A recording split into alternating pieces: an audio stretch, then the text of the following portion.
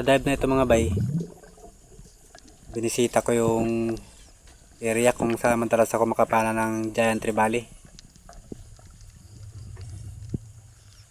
Dito nga ay dahan-dahan na ako habang pa-approach ako sa may crack ng bahura doon sa may baba. Dahil malakas makaramdam yung mga GT, kaya dahan-dahan lang talaga aking pagbaba. Pinapakiramdaman ko rin kung may laman.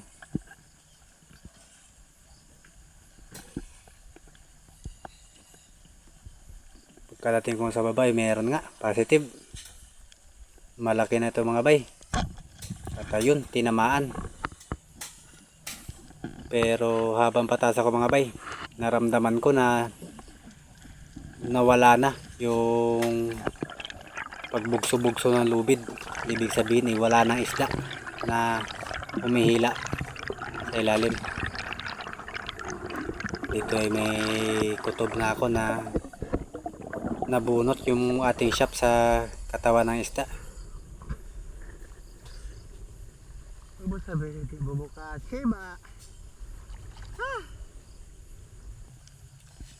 Matapos ko nga makarecover, binalikan ko para masigurado kung nandun pang isda o wala na. Pagkadating ko nga positive, wala na talaga yung isda. Shop na lang yung naiiwan mga bay. Hindi ko malaman kung hindi tumagos yung shop natin hanggang dun sa flapper o hindi bumuka yung flapper. Sayang, malaki na sana mga bay. Anyways, ganun talaga ang buhay sa dagat.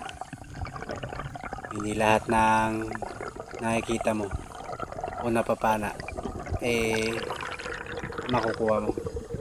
May mga ganito talagang pagkakataon. Sayang. Ito bago si para.